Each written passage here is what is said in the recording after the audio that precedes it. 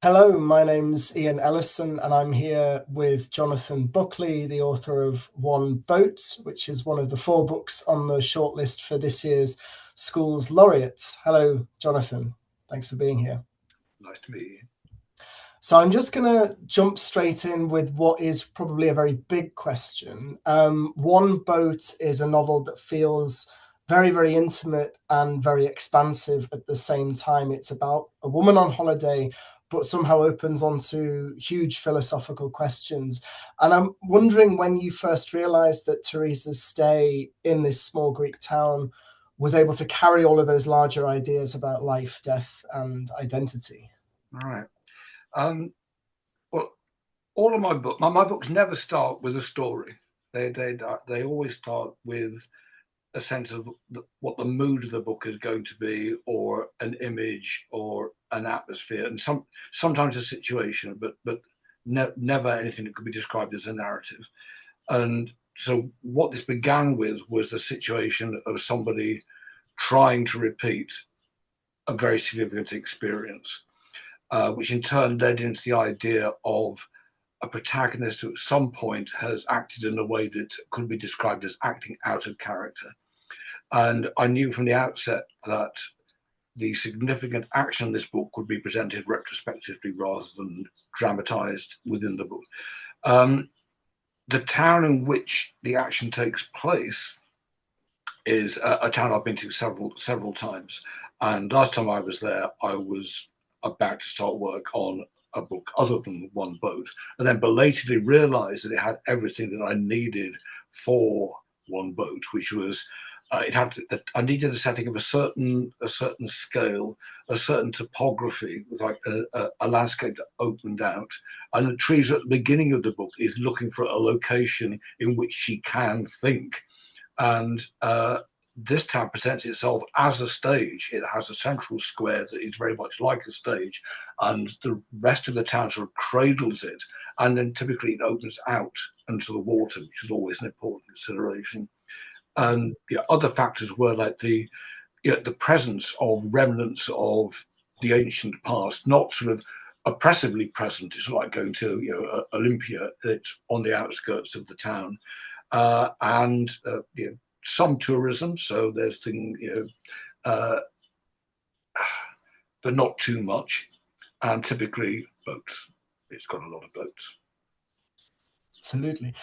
So the novel starts with Teresa returning to Greece after her father's death, and as you kind of alluded to there, having memories of an earlier visit after her mother's death, and they begin to overlap with the present. So I'm wondering whether you were interested also, sort of right from the start, in terms of the tone of the book or the mood of the book, as you say, in the way that grief kind of collapses time. So the fact that the past is brought into the present almost, or that the distance between them is broken down. Right. That element of the book came somewhat later, I think. Uh, but that sort of raises the question about, I think you talk about your grief collapsing time, and clearly it's the case that when you lose somebody to whom one's been close, then they paradoxically become extremely present, and their whole life becomes present in a way that it perhaps isn't when they're with you. Uh, but for me, um, the past very often feels extremely present. I don't tend to think of memory as uh,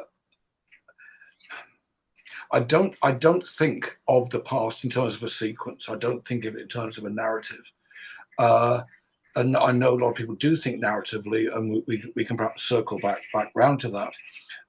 But for me, when I think of events from the past, a it never feels to me as if I am there as a protagonist. Obviously, I am the only person who has these particular memories, but I sort of it feels simply as if I'm observing a scene in which a precursor of myself was present. So in that sense, for me, memory always is a collapsing of time. I don't really feel it as sort of looking back in a sequence.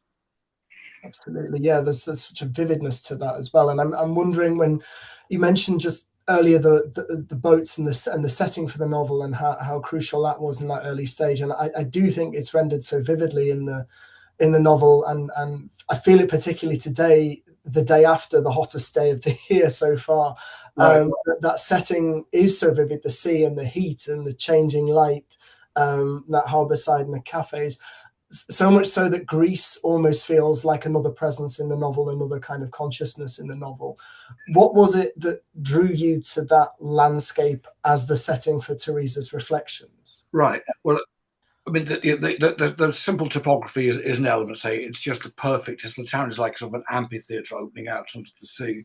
But of course, it's important that it is Greece, that it's the home of Western philosophy, and she's in an environment in which one can sort of feel the continuity of that culture. It's a landscape which, in its sort of but in sort of simplicity and its urgency, both it's sort of conducive to introspection, conducive to thought, but at the same time it's a corrective to introspection. And the ancient Greek notion of the self, which is very, very different to ours, is present throughout the book.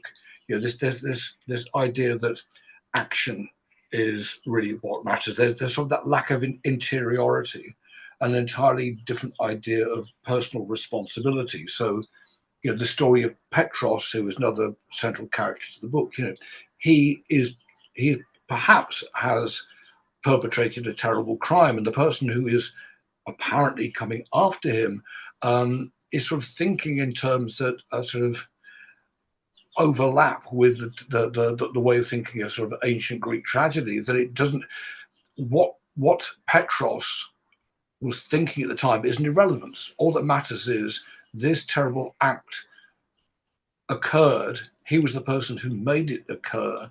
He therefore bears responsibility for it.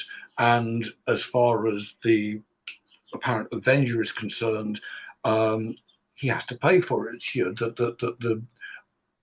There needs to be a balancing act, as it were. So that was an element in picking that location. And of course, Petros and his poetry, whatever one might think of it, the way he sees the world is it has elements of the pre-Socratic in it.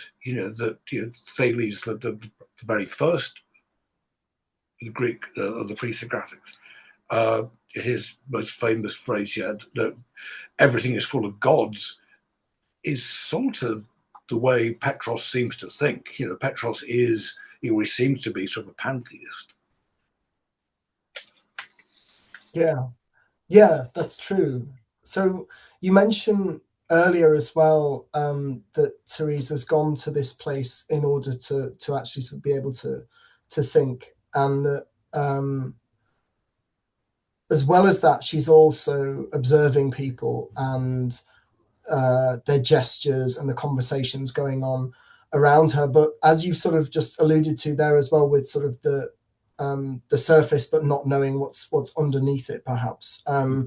She's aware that interpretation of what's going on can be quite uncertain, and so I'm interested in the way in which that tension between observation and understanding informed the writing of the book.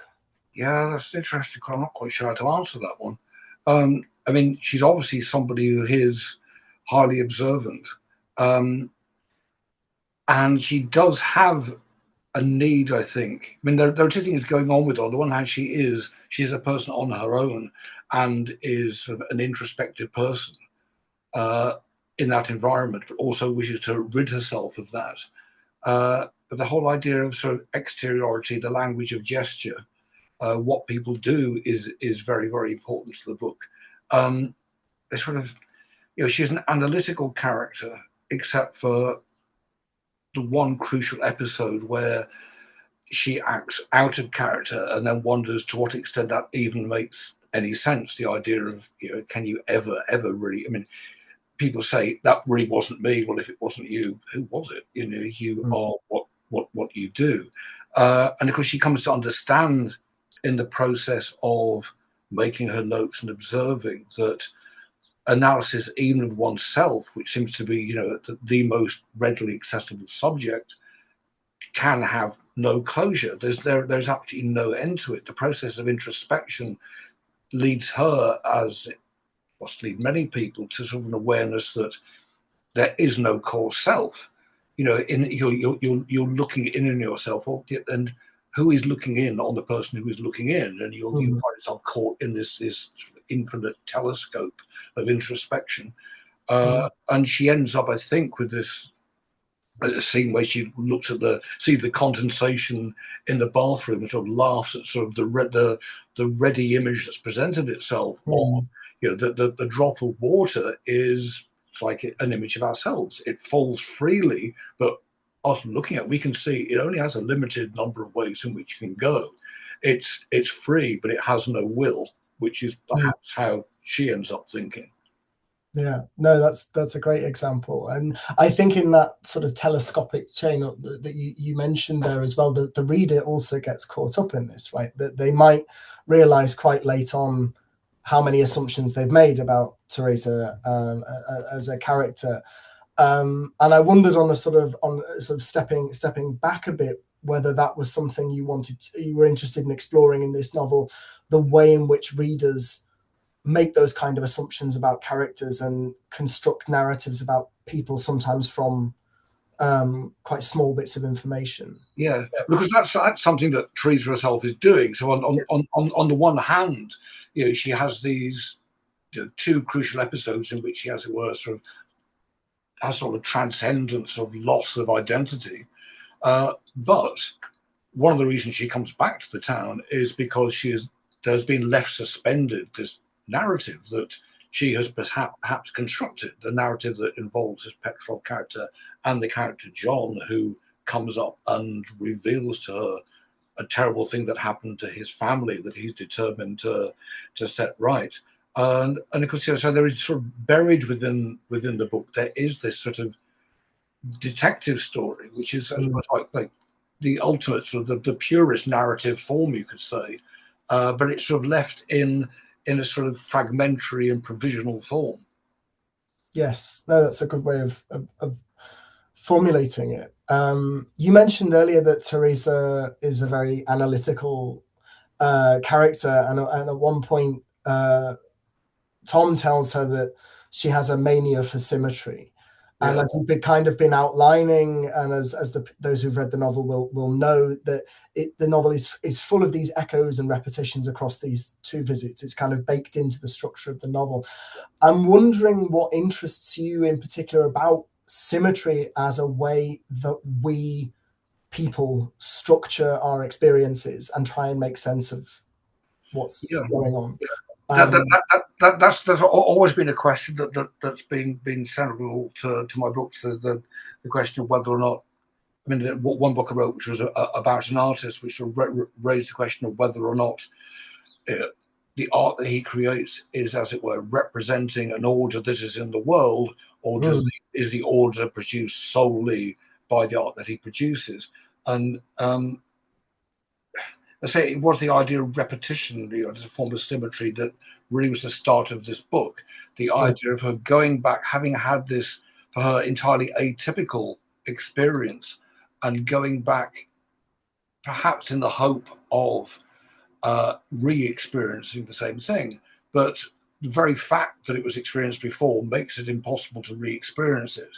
That in being, even though she's in precisely the same place where it happened before, looking at the same landscape in similar conditions and having encountered the same people as before, her awareness of the fact that this is a mirror image of the previous experience makes it impossible to be a pure mirror image. That awareness just becomes a screen that prevents her entirely releasing herself into the experience. Yeah, absolutely. That's really interesting, and kind of connects also to the importance, I think, of her writing as well, in the novel, which is such an essential part of the story. The notes that she keeps, the diaries, those bits of observation that intersperse the narrative. And at one point she's imagining writing a kind of catalogue of a single day, hour by hour. What is it that writing is doing there for Teresa? How is that helping her understand experience, or does it connect to that idea of symmetry being a kind of desire to impose some order on life, even if that's not Yeah, possible? I think there are two things going on with her, that she's, simultaneously has this need, as it were, to sort of fix the experience, to in some way record it. Mm. She does nonetheless have this, the rage for order is within her, and the story, what she takes to be the story of Petros, is her primary expression. I mean, when she re-encounters the young man with whom she had some kind of relationship first time round, that's an entirely different thing from her. She's investigating the story of Petros. She is trying to create a sort of narrative that would have some kind of closure to it, but at the same time, the notes that she's taking, the observations she's making, resists that form of closure. And Petros's way of seeing the world is one that entirely resists it in closure. On the one hand, he might be the protagonist of this narrative that does have, could be framed in a way that has the shape of a crime story, but he's become somebody, or he is presenting himself as somebody for whom the world is this endlessly rich and inexhaustible, plenum of experience. Yeah, it's an interesting kind of tension, or maybe, or a kind of resonance between the idea of like writing to understand the experience, or writing in some way to kind of preserve that experience, as you Yeah, say, kind of express that yeah. experience. I mean, it's left open at the end of the book. We Yeah. don't really know. We know that Teresa is possibly going to write a book, or that's one of the reasons for making the notes. And it turns out that she has somebody who seems to be some kind of tutor stroke mentor, but we don't really know what kind of book it is that she intends to write, or whether her idea of what she might write has changed in the experience of going back to this town. I mean, she's obviously the protagonist of a book that's presented as a novel, and it seems that she's being encouraged to use the text that she has accumulated during the visits as the raw material for some kind of novel. But is she sort of wavering between fiction and non-fiction? Does her rejection of this man's advice signify that she's rejecting fiction in itself? Or is it just a rejection of the particular kind of fiction that this person advocates? Yeah, I think that also raises really interesting questions about more broadly about the way that narrative works, and the way that we as readers and as writers interact with narrative, and whether we kind of whether we're living stories as they happen, or whether we're kind of creating them retrospectively, right? As you kind of alluded to this earlier. Do you think, we're sort of just talking, I guess, more generally, that we turn experience into narrative in order, in some way, to make life more bearable, not just understanding, but actually bearable in some way? That's a big, fascinating question, and it's one that's troubled me for years. Mm. I was greatly taken the first time I ever encountered Galen Strawson writing about he categorizes broadly writers into episodics and narrativists, and I'm very much in the episodic camp. And I don't think, as I was saying before, talking about memory, I don't think in terms of stories. And what I think is a sort of the prevalent idea that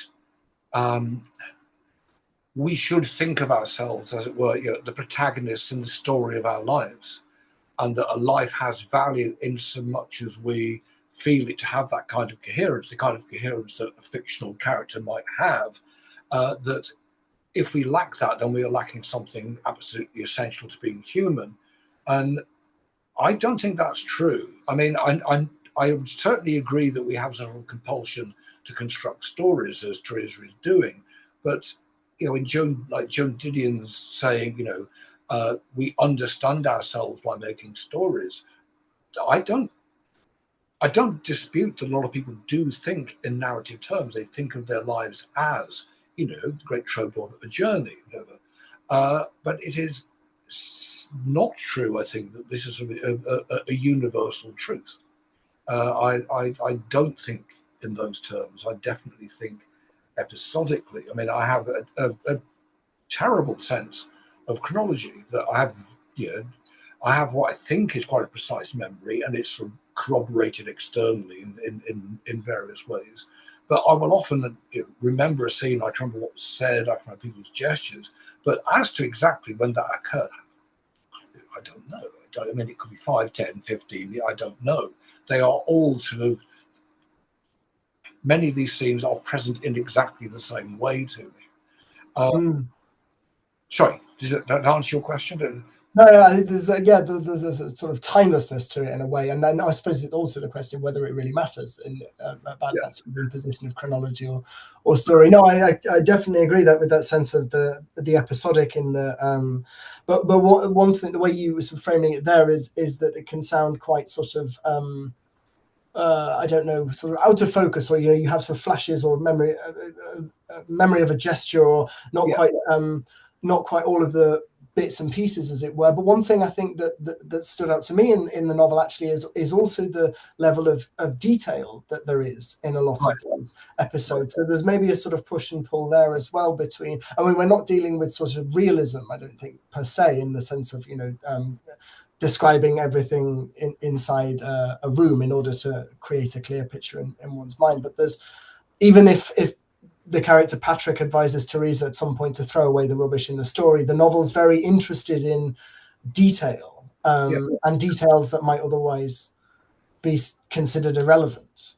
Absolutely, yeah. I mean, I think one thing to which Patrick takes particular exception is her writing about her dreams. And as we know, people talk about their dreams is often catastrophically boring. But I hope she doesn't.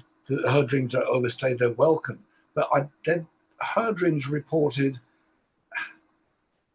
I think, I hope in a way that might make people think again about what they signify. That I don't think she understands the dreams that she reports as being in some way sort of like a coded script of her own neuroses and anxieties.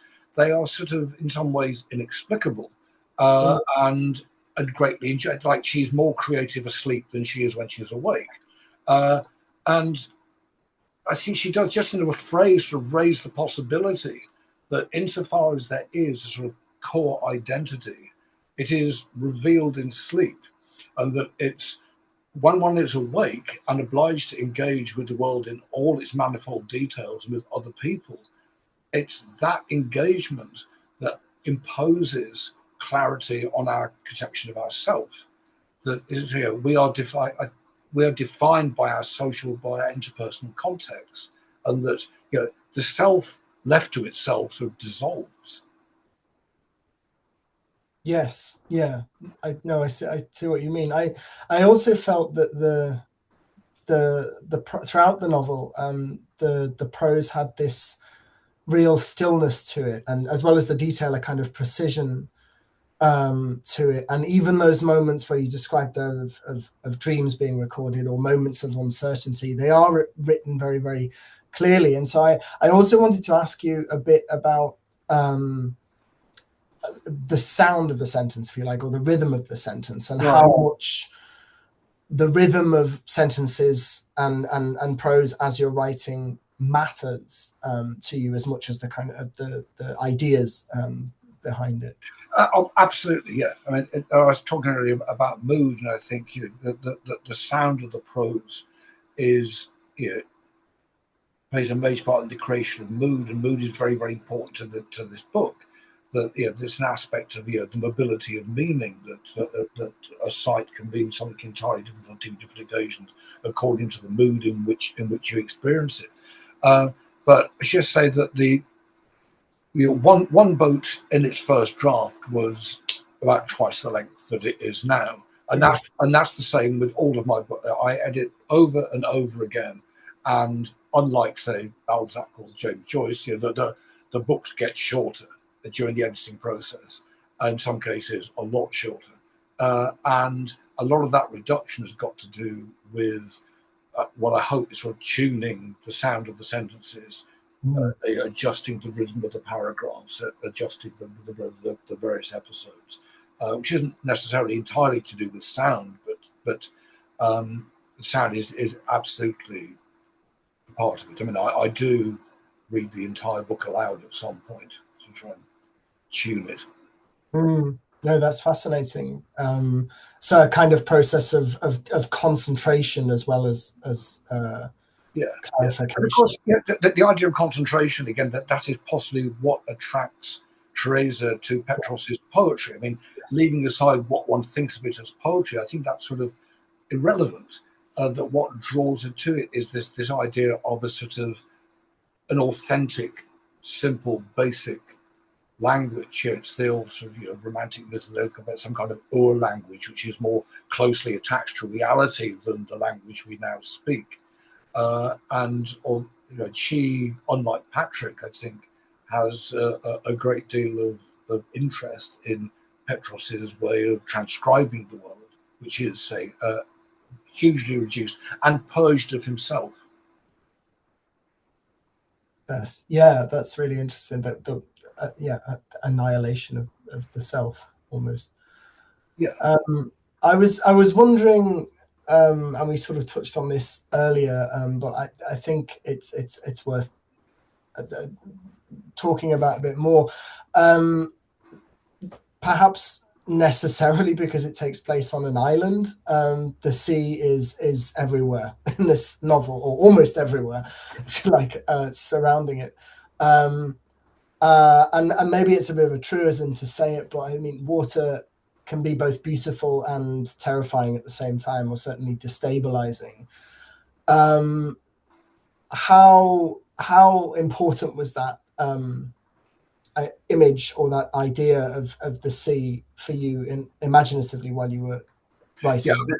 I think I said at the beginning that the books often arise out of an image rather than of a story, and that was the first image in the book, was just a boat on the water, which sort of perhaps I influenced to some extent by Ian Hamilton Finlay, or I had a great interest in and was a friend of for many years. But that was the idea of the boat as sort of, or I hope it's like a polyvalent symbol.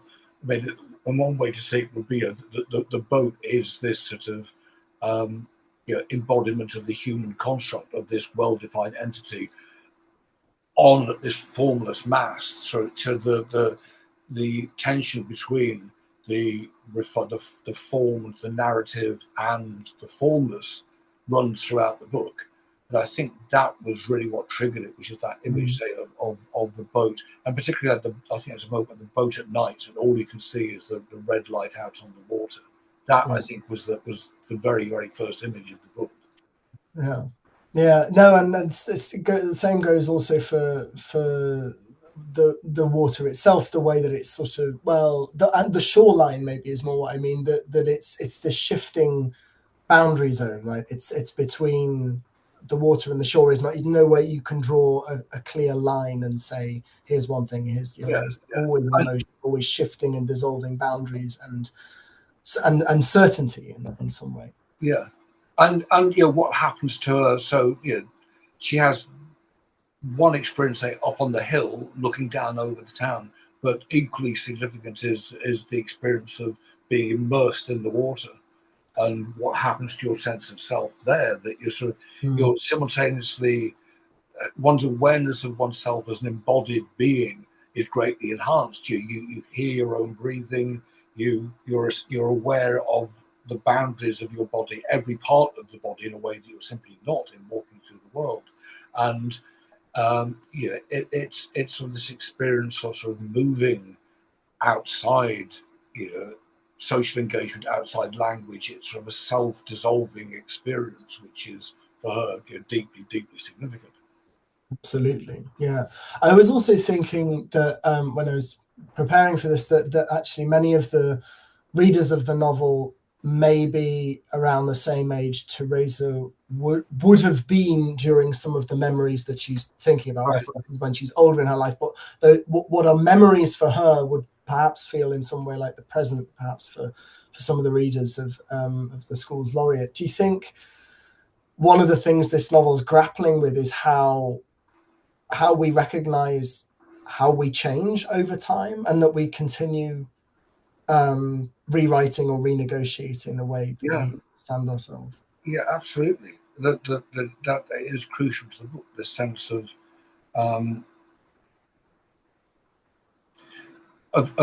the image of oneself as, you know, a continuous entity in time. And I'm not. I don't think of myself in those terms. I'm saying that when I look back, I don't feel that I am looking back at myself in those earlier scenes.